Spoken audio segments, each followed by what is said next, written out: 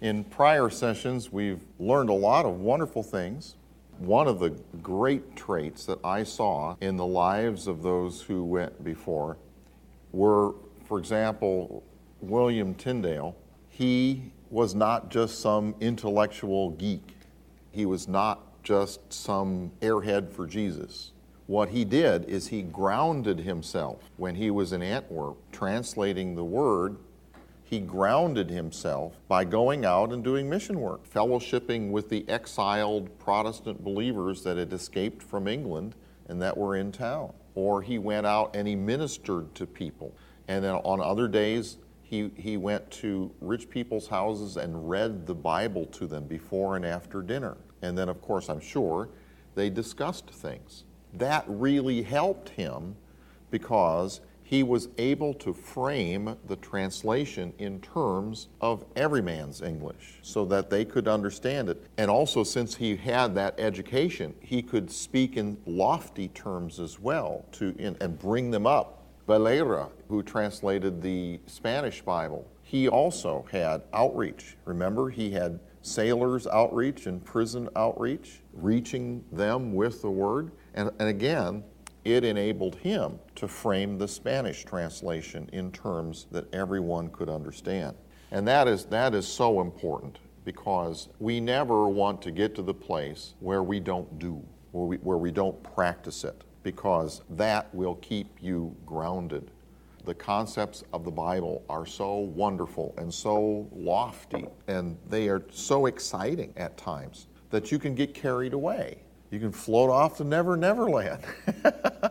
And I've seen that happen to wonderful people. I've always endeavored to keep my hands dirty. I've always endeavored to work with my hands and do things, talk to people, get involved. Because what good is it if you can't apply it? What good is it if you can't reach people with it? See? And many times, like I said in the earlier sessions, there are mysteries that are hidden, and they're only revealed to people who do. They're only revealed when you're in the thick of things, and then you understand why it said it the way it did, because you see it right before your eyes. And that's so rewarding as well. So when you work the stuff, the goal of all education is action. And that's my desire for you, that you can perform the things in the Word more accurately and do them more powerfully and get the results, the same results that they got in the book of Acts, the same results they got in the Old Testament. When it comes to the versions of the Bible, there are many, many wonderful English versions, and today we're going to go over some of them. William Tyndale, remember his dying prayer was, "Lord, open the King of England's eyes." And it was answered just a couple years later because King Henry VIII had seceded from the Roman Catholic Church, and he tried to establish his own, the Anglican Church, and they wanted a translation of the Bible. And so one was adopted, and a large percentage of the translation was from Tyndale. The very first translation in English, of course, had been done by John Wycliffe in the 1380s.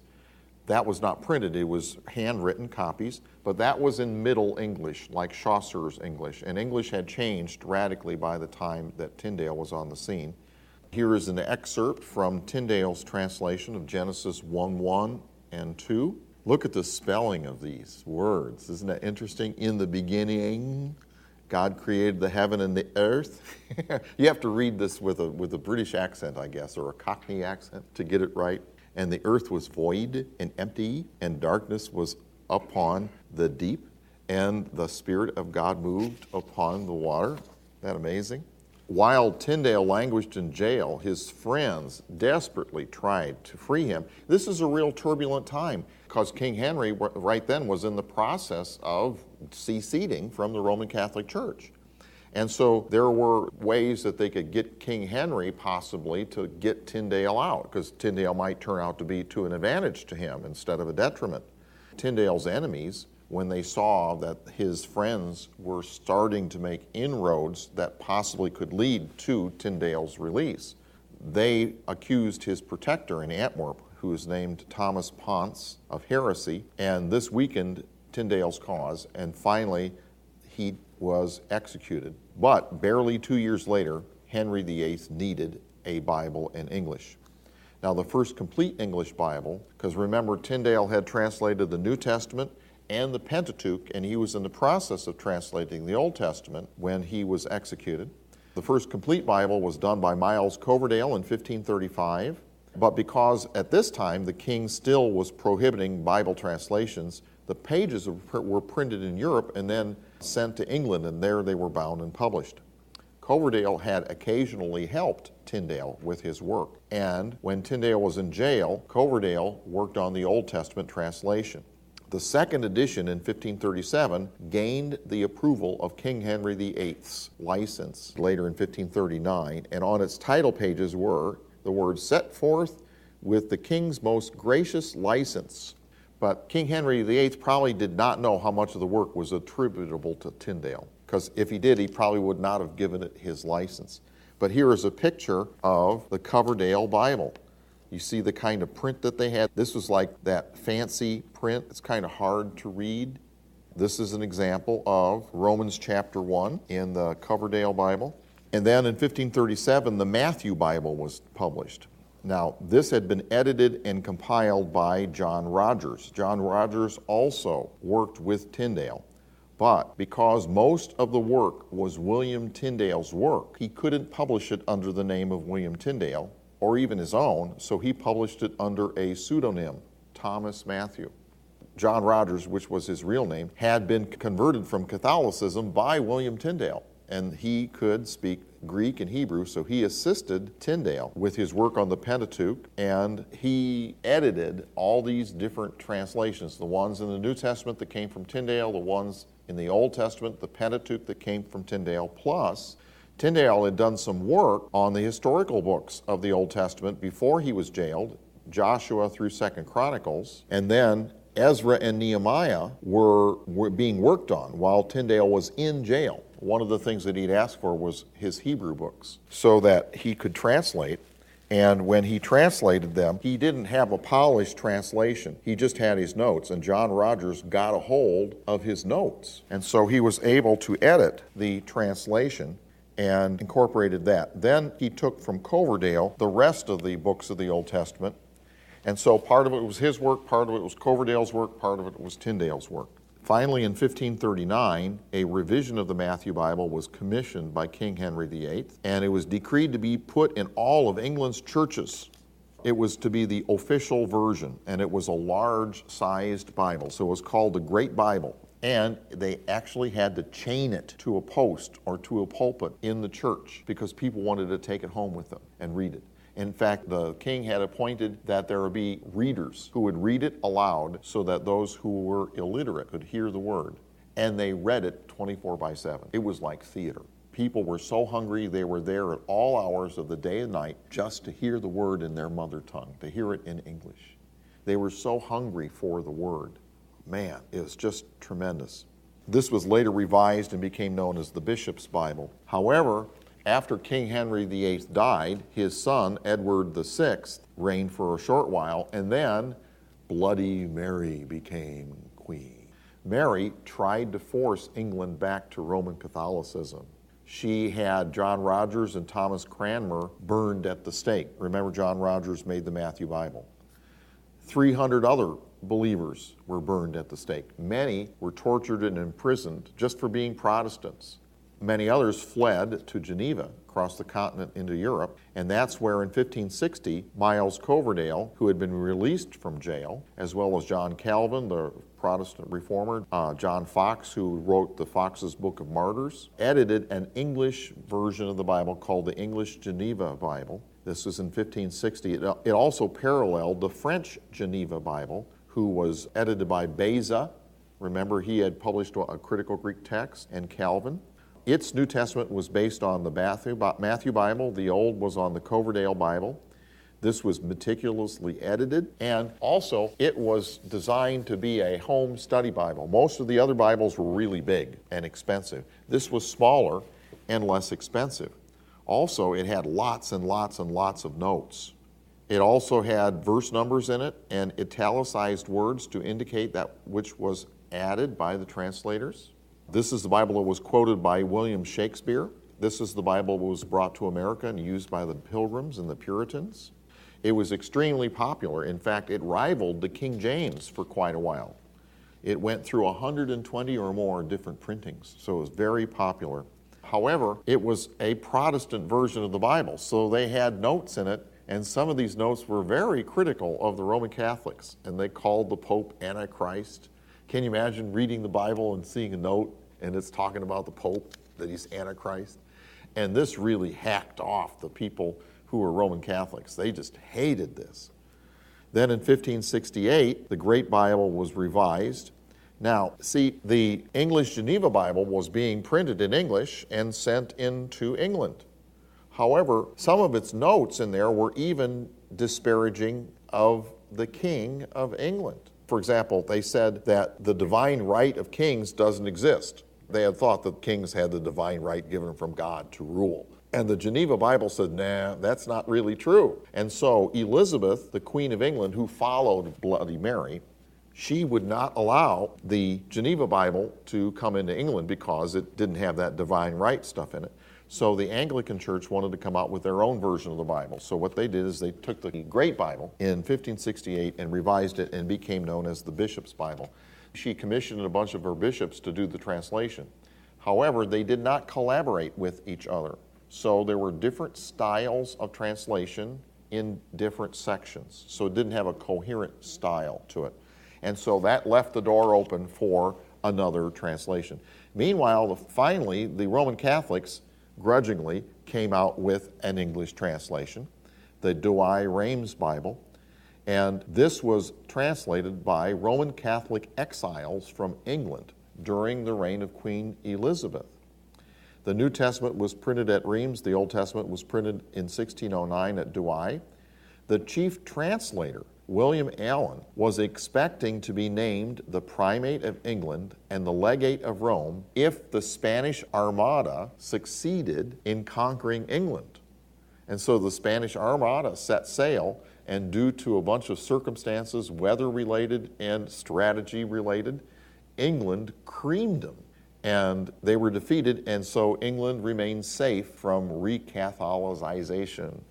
Then, finally, in 1604, King James decreed that a new English translation be commenced to end the contention, because you had the Anglican version of the Bible, which was the Bishop's Bible. You had the Roman Catholic version of the Bible, which was the Douay-Rheims Bible. And you had the Protestant version of the Bible, which was the English Geneva version. And so they were contending with each other, and they especially didn't like those disparaging notes. And so King James decreed that they wanted to make a new translation. No marginal notes were to be permitted, except those that were needed to clarify word meanings. The translation was not done by churchmen, but by university scholars. And so they made 6 separate committees made up of scholars from Westminster, Oxford, and Cambridge. 3 of the committees worked on the New Testament, 3 of the committees worked on the Old Testament. And then they had a 7th committee made up of selected members from the rest of the 6 committees that did the final revision for the translation. As each book was completed, it was circulated among the other 2 committees for the Old Testament or the other 2 committees for the New Testament. And so by doing this, they got a consistent style. So they overcame the problem that the Bishop's Bible had. This version expressed itself in beautiful, inspiring terms, but they had inherited those from guess who? William Tyndale. The lineage of King James that came from Tyndale went through the Matthew Bible, through the Great Bible, through the Bishop's Bible, into King James, and 85% of the words in the New Testament were still the work of William Tyndale. Man, if he only would have been spared 2 more years. Can you imagine? I mean, his genius, his inspiration, his heart for God, it still shone through all those committees' work. Man, what a reward awaits him at the Bema. Can you imagine how he has touched so many lives? The King James Version set the standard for English for hundreds of years to come. However, the King James Version of the Bible that we have today is not actually the 1611 version. It underwent several revisions, and in 1769, John Baskerville modernized the spellings and changed some of the wording. Now, this was not a new version, this was a new edition of a version. Then in 1885, the Apocrypha books were removed, and since then, most of the King James versions are like what we have today. Here is an excerpt from the original King James, Luke chapter 4, verse 1 through 4, and look at the spelling. They didn't have J's. They didn't use J's at that time. So, and Jesus, being full of the Holy Ghost, returned from Jordan and was led by the Spirit into the wilderness, being 40 days tempted of the devil. And in those days he did eat nothing, and when they were ended, he was afterward hungered, and the devil said to him. Now see, this is the same words that are used in our modern King James, it's just the spellings are different, you see? So they didn't change the version, they just changed the spelling. Now, since King James, many English Bibles have been published. I'm probably going to cover about a third of them in this session, just to give you a little bit of background about each one, because these are wonderful. They're people's life's work, and they're very useful. Now, I do need to clarify a few terms. For example, a translation versus a version. Remember, a translation is a direct word-for-word conversion from one language to another. Also, a transliteration. Have you heard that term, transliteration? A transliteration is not a translation. It's just where they take the foreign language characters and change them into English characters, same words. So for example, if you look at the interlinear, you see the Greek words that are in the interlinear, and those are written in Greek characters. So you have thetas, you have news. The new looks like a V, okay, but it makes an N sound. So if you go to Young's Concordance, what Young's Concordance does is it transliterates those Greek characters into English characters, and it makes it easier for the layman to pronounce them. That's what a transliteration is. But a translation is where they convert the meaning from one language to another. But the Bibles we have today are not translations. They are where they took that translation and smoothed it out and made it into a version. You see the difference? Because the translation is like what we have in between the lines in the interlinear. So a committee would work on it, and it would change the translation into a version.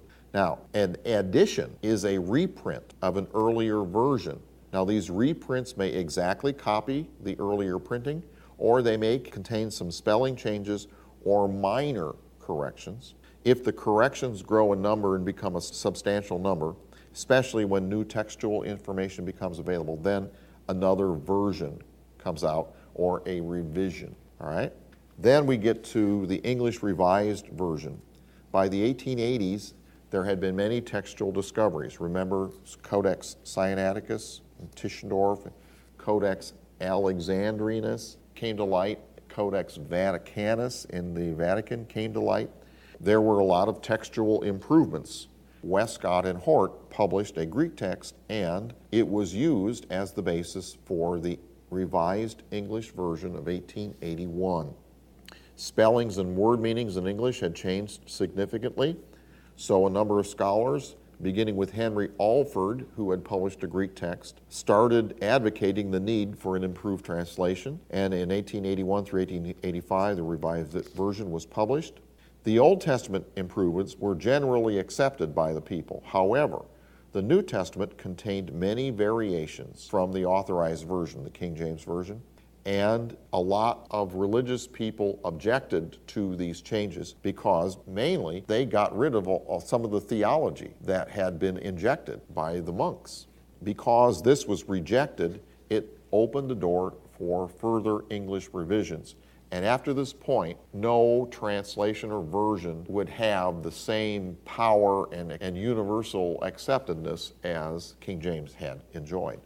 Now, up to this point in the history of English Bible translations, the versions and the revisions were either literal, or a new translation method came about, which was to try to translate it idiomatically. Now, a literal translation is a word-for-word translation. Then idiomatic translation is a thought-for-thought translation. So in other words, what they try to do is they try to put it, instead of literal, where you can see the Greek behind it, or you can see the Oriental culture things still behind it, What they want to do is translate it into idiomatic English or everyday English, where what they do is they try to explain some of the idioms and expressions and manners of speech, or they try to explain some of the Oriental culture things. A good example of an idiomatic work is with the works of Bishop Pillai. Remember in Matthew 6? Let's go to Matthew 6. Here's a really good example of an idiomatic treatment. Verse 19, we would idiomatically translate this, lay not up for yourselves thoughts upon earthly things, where fear and worry doth corrupt, and where doubts break through and steal. But lay up for yourselves thoughts or thinking patterns on heavenly things, where neither fear nor worry doth corrupt, and where doubts do not break through and steal. For where your thought life is, there will your heart be also. And I have an excerpt from the International Standard Version in the preface that talks about this. The literal translation is called a formal equivalent, while the idiomatic translation is called a functional equivalent. The goal of an idiomatic translation is to achieve the closest natural equivalent in modern language to match the ideas of the original text. So the first idiomatic translation was done by Richard Weymouth. He published it in 1902. It was the product of 6 decades of work in Greek and English studies. He translated the Greek text into modern idiomatic English. It wasn't a slavish, literal, word-for-word translation. He tried to transpose the concepts in the New Testament into what the inspired writer himself would have expressed in his thoughts had he been writing in our age and country. The Emphasized Bible was another idiomatic translation in 1902 done by James Rotherham. Then you have Moffat's translation in 1922. Instead of trying to be literal, Moffat tried to make the thought process easier to follow. However, he adopted some controversial approaches. Now, in 1926, there was a reaction to these idiomatic translations with the concordant literal translation. This publisher objected to the liberties that were taken by these idiomatic translations. So in an effort to convey the original meaning of the Greek, the translator chose to translate each Greek word by only one English word. So he always translated phileo as be fond of. He always translated agapao as love. So one English word stood for one Greek word. But that's not real language because many, many Greek words have multiple meanings. But despite that, they translated each Greek word by one English word. And so when you read this, it's like reading code. You have to understand the code. You have to understand what it says the meaning is for each English word. In 1952, a committee of scholars took about the task of revising the 1901 version, but they didn't do a good enough job, and so people argued about that one. Another one is the Lamsa's version in 1957. Now this one was very valuable because Lamsa was an Assyrian. He lived in these ancient valleys where the biblical culture was still observed. So they translated from the Pshita text, the Aramaic text, back into English. And this is a valuable version because it explains a lot of biblical culture things. The Amplified Bible in 1958, this is real neat, where what they did is they used synonyms to expand the translation to try to get you to see the real depth of it. And this is a real wonderful translation. I like to use it from time to time. In 1945, the Modern Language Bible was published. This was the work of Gerrit Verkuil, a Dutch-born immigrant. In 1961, Kenneth Wust published the closest thing to a literal translation according to usage that I have found. This tries to take both the literal and idiomatic approach to the Bible and tie them into one. It's not a paraphrase. I'll talk about what a paraphrase is in a minute. But it uses as many English words as necessary to bring out the richness, force, and clarity of the Greek text. The New International Version in 1969. This was done by 100 scholars from several English-speaking countries all over the world, and each book was passed through committees, through several committees before it got to publication so they could be consistent. It is idiomatic, and it has had widespread circulation. And also there are a lot of reference books that are published that go in hand with the NIV. So that might be a good one to take a look at. The New English Bible, I like this one. In 1970, the New English Bible was published in Great Britain. This is a very precise and clear translation, and I like it especially in the epistles because, like when you read Romans, it just goes through it really precisely. It's a good book to read for Romans. In 1970, the New American Bible was done. This is also a Roman Catholic translation. Now, this was starting to another trend, which is what I call inclusive language. People were objecting to the male bias in the Bible, and so they started getting rid of the male bias, which is a good thing, but this inclusive language could be taken to the radical end where they call God she, or they get rid of the he when it talks about God, and God is a father, etc. So I don't agree with that. Although I do agree that women should be given credence in leadership positions in the church. You understand. The New American Standard was done in 1971. And again, these are all different versions of the Bible that are valuable. However, when we get to the Living Bible, I wonder about that one. This is a paraphrase. This is a third approach. Remember, we had the literal, we had the idiomatic, and now we have the paraphrase. And I'll honestly give you my bias. I am biased about this one.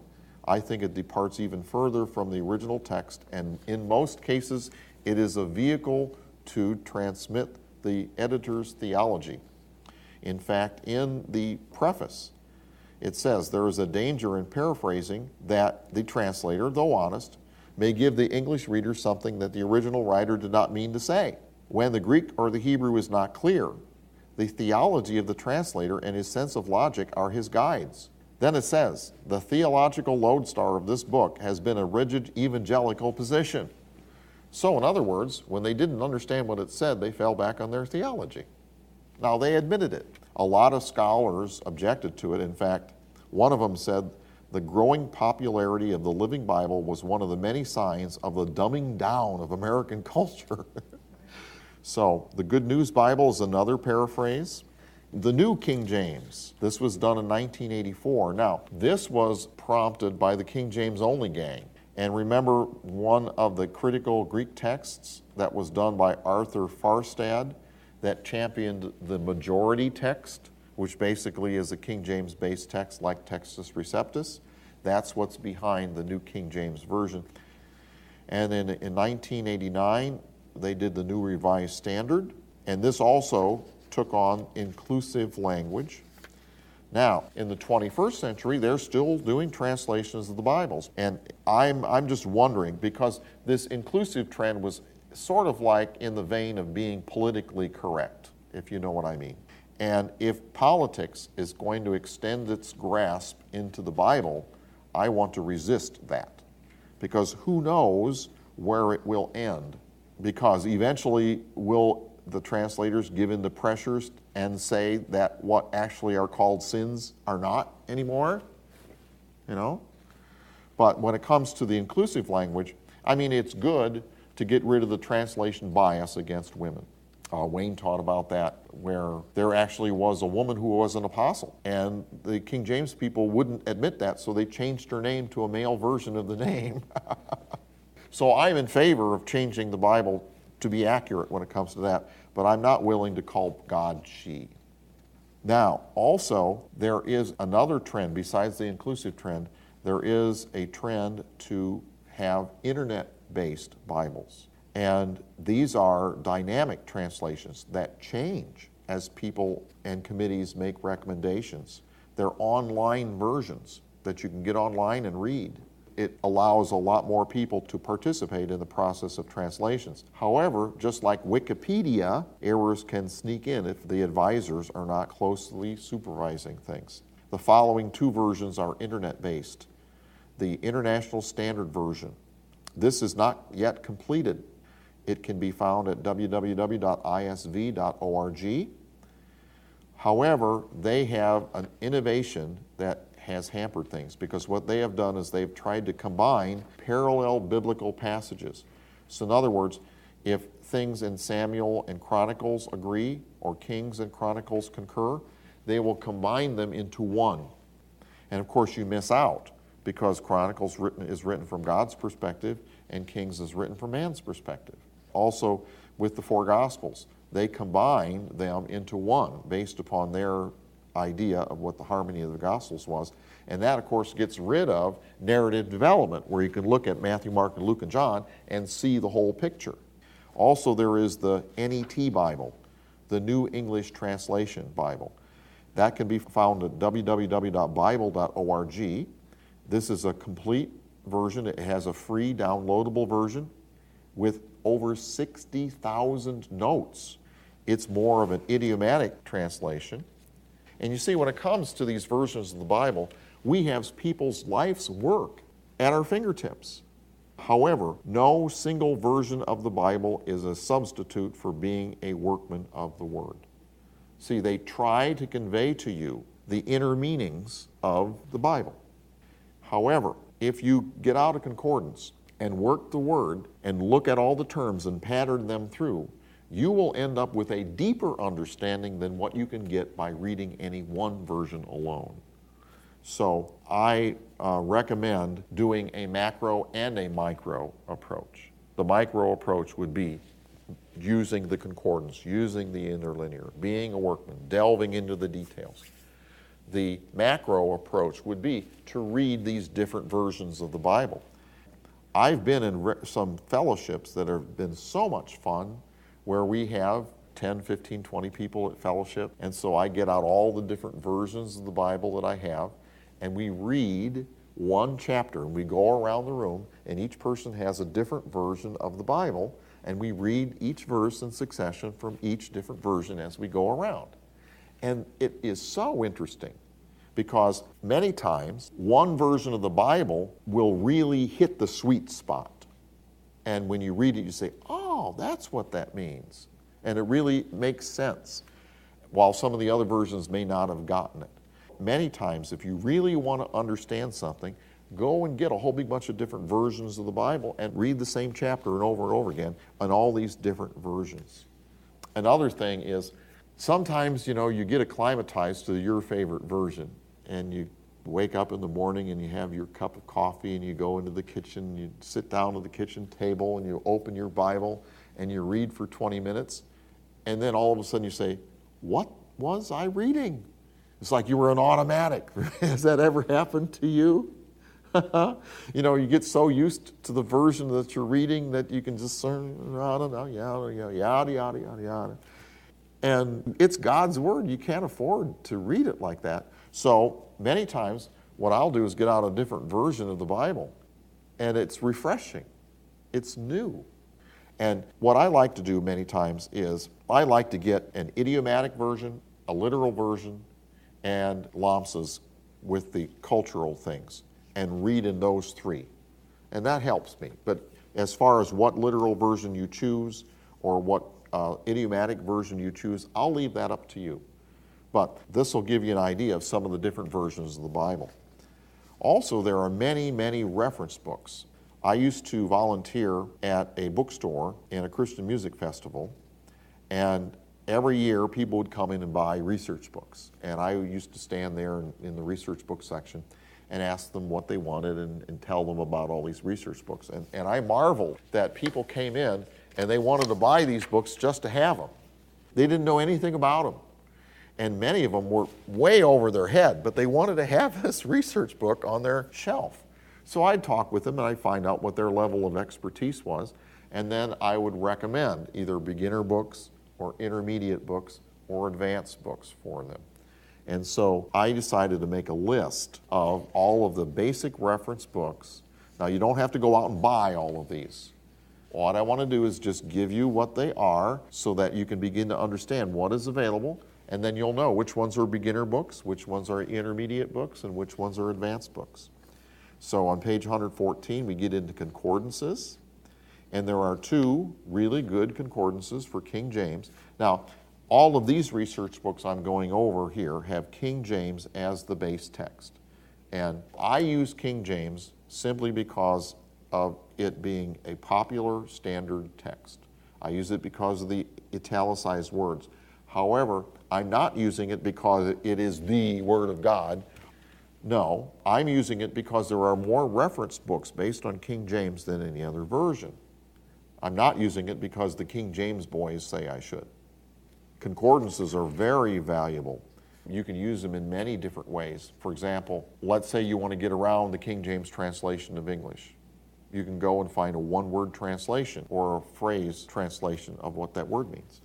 Or if you have a problem and you want the answer, you can go and look up the words. For example, if a person has depression and you're counseling them, the word depression does not occur in King James, but the synonyms of it do.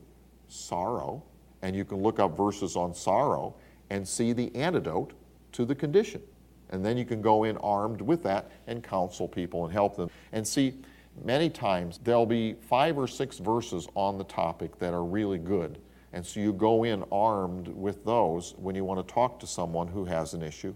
And then you have them read those verses.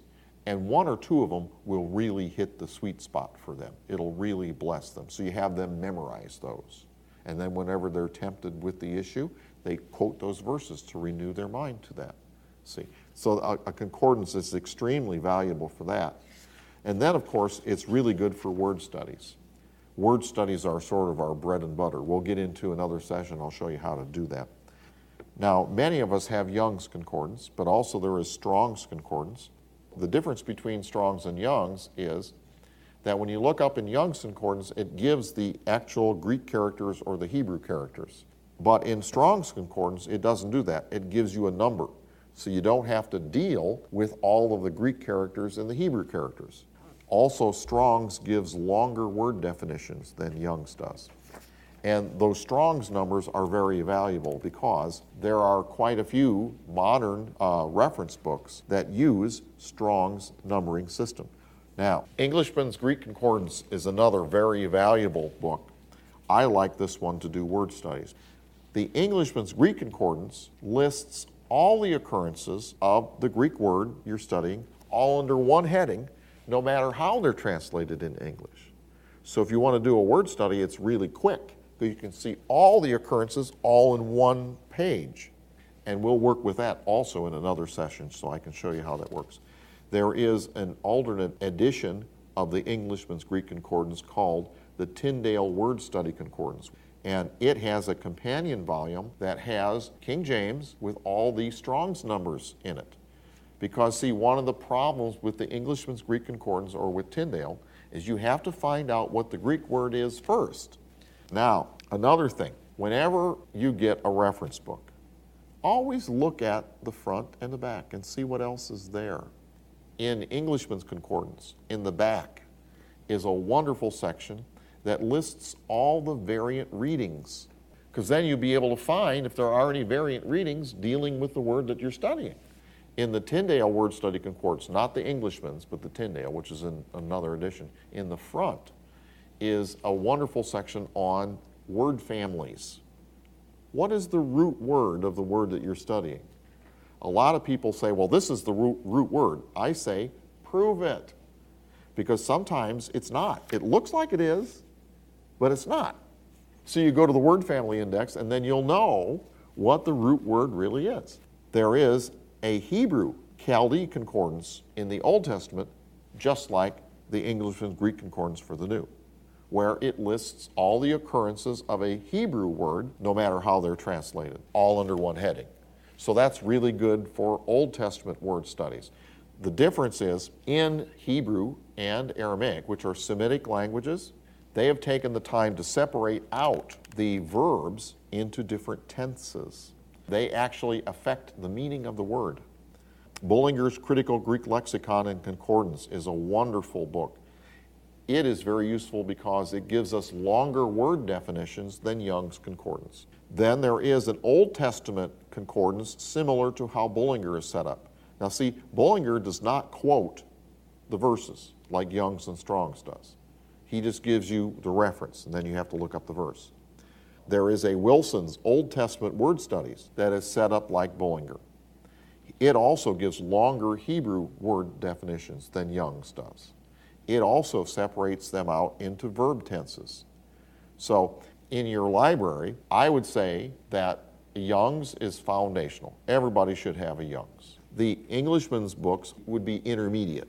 Bullinger's Critical Greek Lexicon and Wilson's Old Testament Word Studies are intermediate and beginner, because they give you the longer word definitions, and that's what they're valuable for. Bullinger has all kinds of appendices and information. Now, there also is an Aramaic concordance. This is the concordance to the Peshitta version. It gives you all the Aramaic words under one heading, no matter how they're translated into English. They have a numbering system, but it is not Strong's. It's a different numbering system.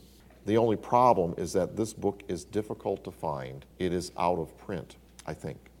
Then, in the Old Testament, remember, the Old Testament was translated into Greek by a bunch of scholars in 200 BC, and it was called the Septuagint. And there is a concordance to the Septuagint. Now, instead of this being beginner, advanced, or intermediate, I have said this is overrated. Now, this is not because the guy did a bad job of his work. It was his life's work. But the problem with the Septuagint is that it was not translated by revelation from God. It was translated by committees of scholars. So a lot of people want to try to find out, well, what is the Greek equivalent of a Hebrew word? So they go to the Septuagint and see how it was translated. That was not done by prophets who were getting it by revelation. It was done by a bunch of Hebrew and Greek scholars and religious people. They may have been accurate, they may not have been accurate. So what I advocate to try to find the Greek equivalent of a Hebrew word, you do separate word studies. You do a Greek word study and you do a Hebrew word study of all the synonyms and antonyms, and you see what adds up. Interlinears, the next section. The Berry's interlinear that we have available is really invaluable. It has in between the lines the most honest English translation that I know of. The main body text is Stephen's text. And then down to the bottom, it lists all the critical Greek texts through the 19th century except for Westcott and Hort. And I find this book very helpful when settling arguments. Also, it's very helpful for people who want to learn the language. Also, there is an interlinear of the Old Testament.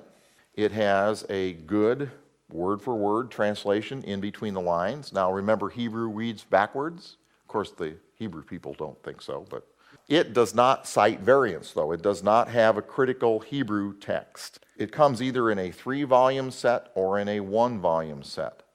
The problem, though, with the 1 volume, sometimes the printing is not really clear enough for you to see the little diacritical marks, the little vowel marks, if that's important to you.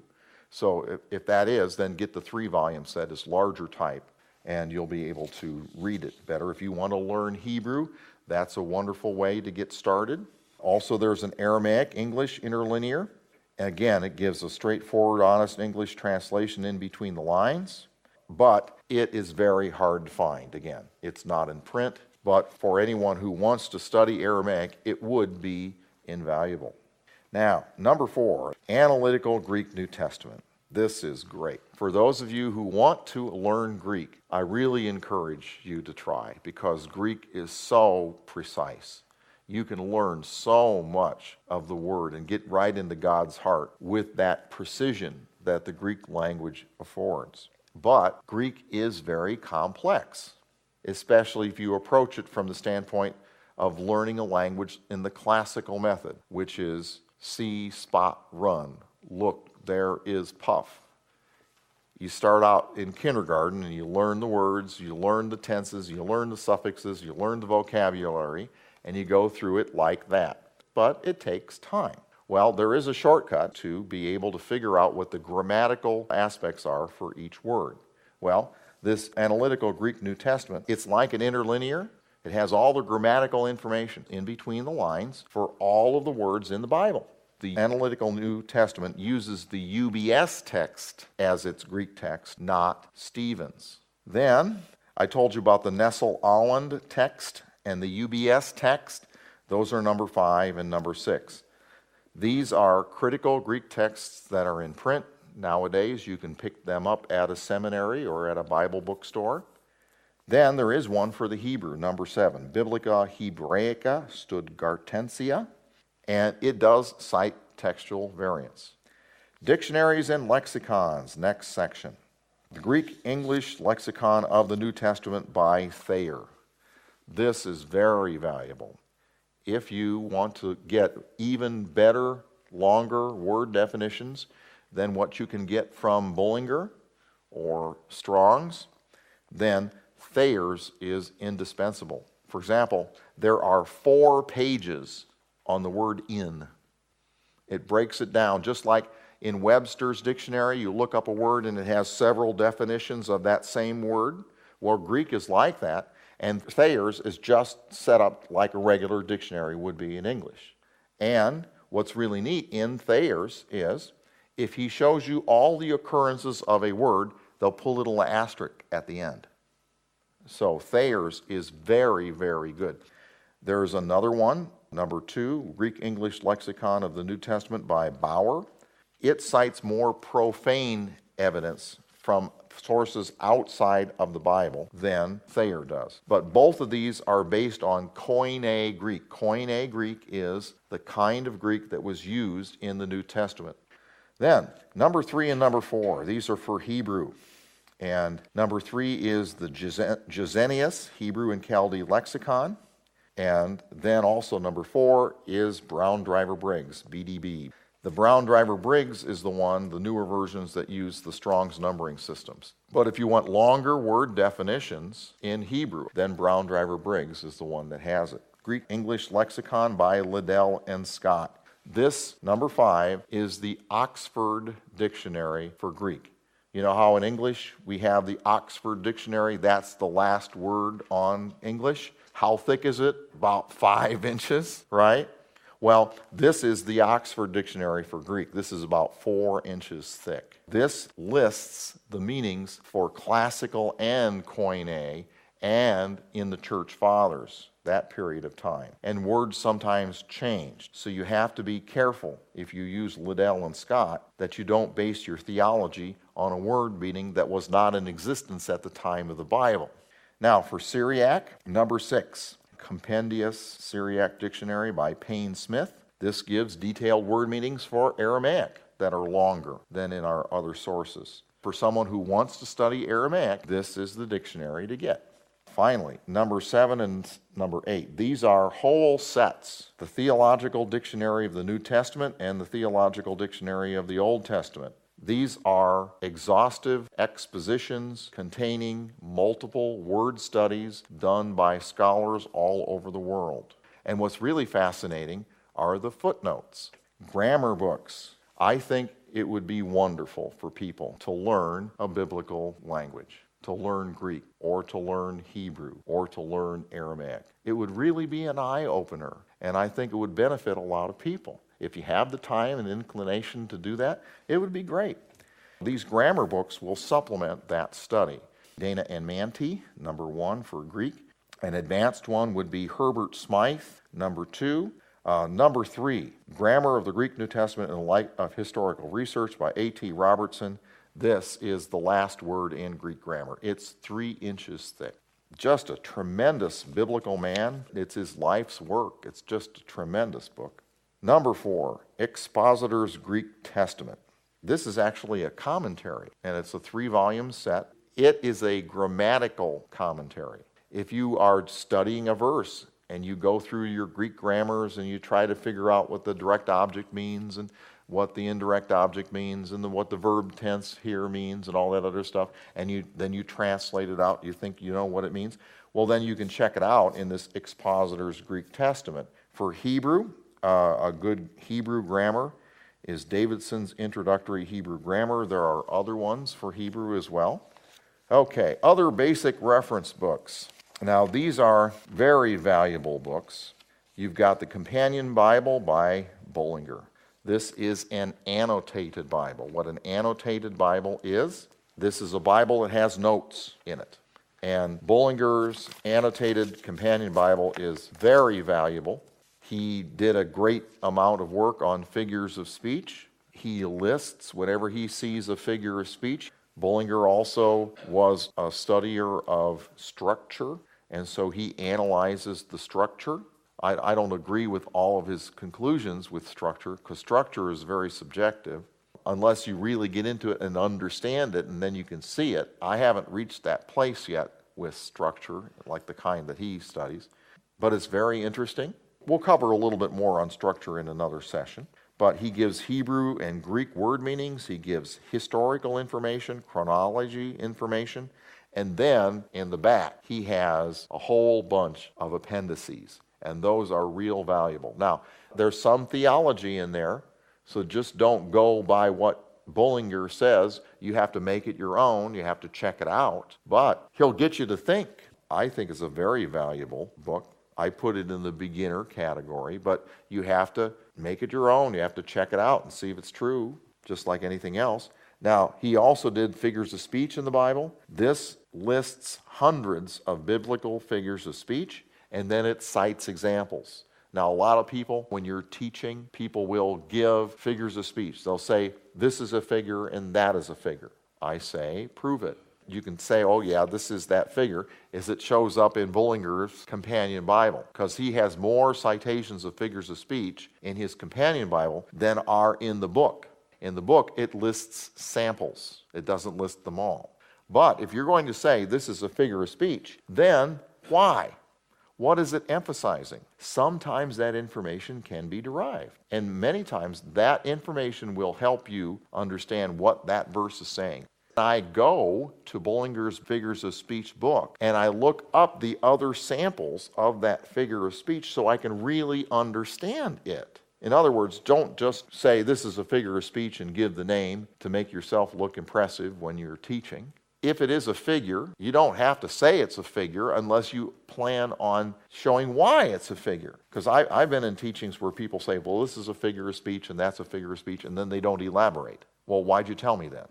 This book is very valuable to find out that information. The New Bible Dictionary. This is a good Bible dictionary. There are many other ones available besides this one by Erdmans and J.D. Douglas, but it discusses agriculture, climate, history, topology, political things, theology. It's just a wide range, culture, all kinds of information. It's very valuable.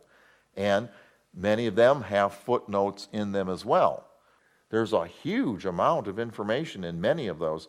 They're extremely valuable. Now, sure, there is some theology in them. You have to hold fast to that which is good. Manners and Customs of the Bible by James Freeman. This lists many biblical customs.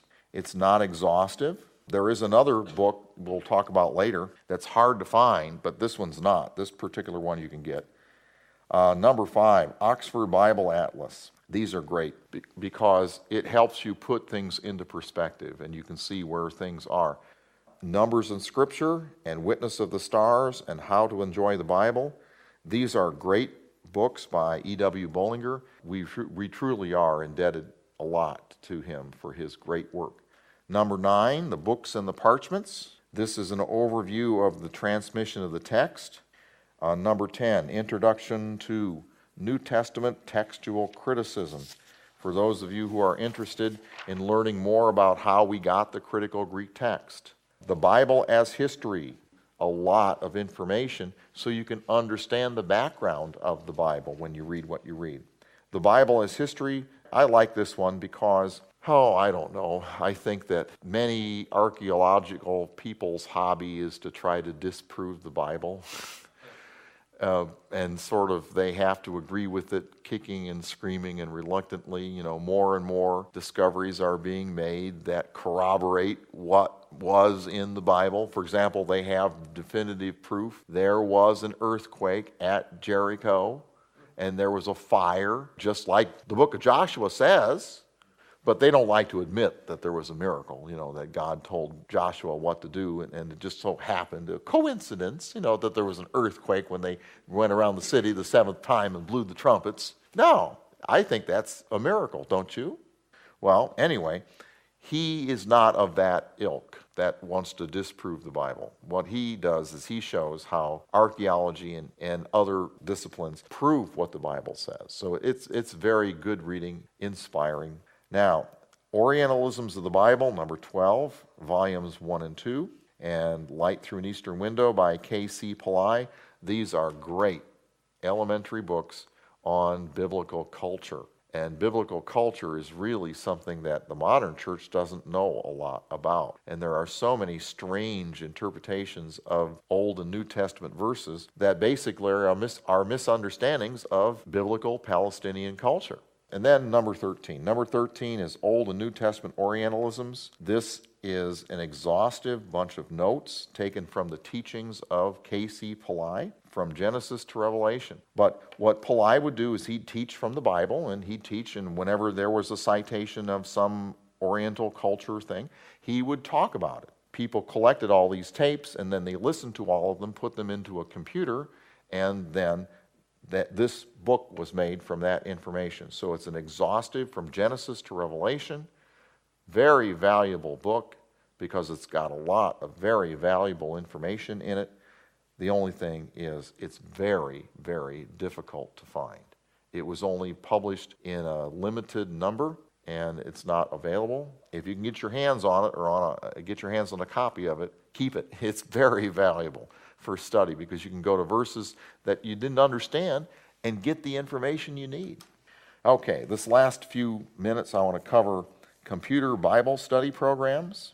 I do a lot of computer work, but I don't use the computer when I study the Bible. It's just me. I know many people who do, and that's great. It's tremendous. There's a lot of things you can do with a computer Bible study program that you can't do with regular books as easily. But I don't know. I'm sort of old-fashioned. I like to see the whole page because I like to scan for patterns. I like to read the context before it and after it.